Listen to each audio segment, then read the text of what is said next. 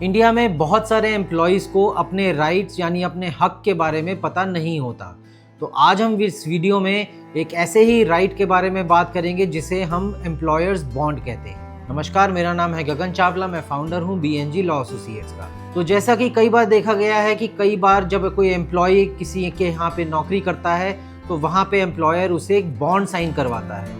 Bond मतलब कि जी आप हमारे यहाँ इतने साल तक काम करेंगे और अगर इससे पहले आप छोड़ के जाएंगे तो आपको इतना कॉम्पनसेशन देना पड़ेगा, हमारे किसी कॉम्पिटिटर के साथ आप काम नहीं करेंगे, या हमारे यहाँ नौकरी छोड़ने के बाद आप किसी के साथ काम नहीं कर सकते जो हमारा कॉम्पिटिटर हो। तो हम इस वीडियो में जानते हैं कि क्या ये करना लीगल है या इलीगल है। सबसे पहले तो ये जानिए कि एक फंडामेंटल राइट है आर्टिकल 19(1)(g) में, जिसमें हर सिटीजन को, हर व्यक्ति को ये अधिकार दिया गया है कॉन्स्टिट्यूशन ऑफ इंडिया के द्वारा कि वो अपनी मर्जी का कोई भी प्रोफेशन या कोई भी काम कर सकता है और इससे करने के लिए उसे कोई रोक नहीं सकता। तो अगर कोई एम्प्लॉय अगर किसी के यहाँ नौकरी करता है तो क्या उसका एम्प्लॉयर उससे ये साइन करवा सकता है कि जी आप हमारे कॉम्पिटिटर के साथ हमारे यहाँ से नौकरी छोड़ने के बाद कभी काम नहीं करेंगे? तो ऐसा करना बिल्कुल इलीगल है, क्योंकि इस फंडामेंटल राइट के तहत आपको आपकी मर्जी की नौकरी करने से या काम करने से कोई भी व्यक्ति रोक नहीं सकता। हाँ, इसके अंदर एक कैच है।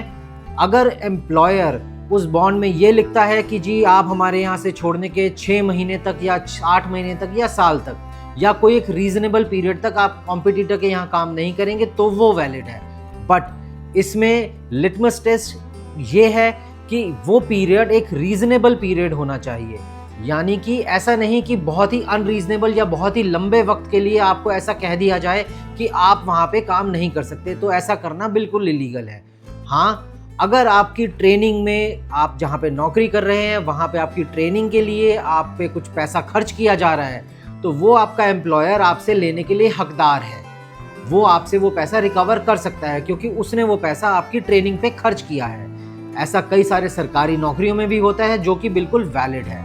इसका मतलब ये भी है कि अगर आप, जैसे मान लीजिए अगर आप लॉ की प्रैक्टिस करते हैं किसी बड़ी ऑर्गेनाइजेशन में, तो आपका एम्प्लॉयर आपको ये कंडीशन नहीं इम्पोज कर सकता कि मेरे यहाँ से छोड़ने के बाद आप किसी और वकील के साथ काम नहीं करेंगे या आप अपनी वकालत नहीं करेंगे।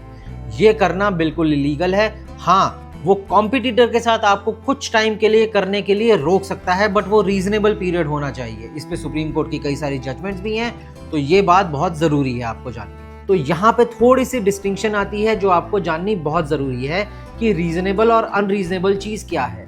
अनरीजनेबल कोई भी कंडीशन हो वो बिल्कुल इलीगल है। साथ ही साथ एक ऐसा क्लॉज भी अगर आपका एम्प्लॉयर आप पे लगाता है कि जी आप हमारे सीक्रेट्स, यानी अगर आप उस कंपनी में काम कर रहे हैं या उस ऑर्गेनाइजेशन में काम कर रहे हैं जहाँ पे आपको उस कंपनी के, उस ऑर्गेनाइजेशन के कुछ सीक्रेट्स पता लगते हैं या उनके कुछ ऐसी इंपॉर्टेंट इन्फॉर्मेशन जो लीक होने से उनके बिजनेस में लॉस हो सकता है, और इसके लिए आप पे नॉन डिस्क्लोजर एग्रीमेंट यानी NDA बनता है या एक NDA का क्लॉज होता है, तो वो भी एकदम परफेक्टली वैलिड क्लॉज है। यानी आप NDA क्लॉज अगर साइन करते हैं तो वो आपकी एम्प्लॉयमेंट टर्मिनेट होने के बाद भी अलाइव रहता है, अगर ऐसा उस अग्रीमेंट में लिखा है तो ही।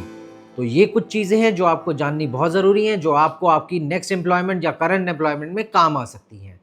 ऐसे ही और जानकारी वाली वीडियोज़ के लिए हमारे साथ जुड़े रहें। नमस्कार।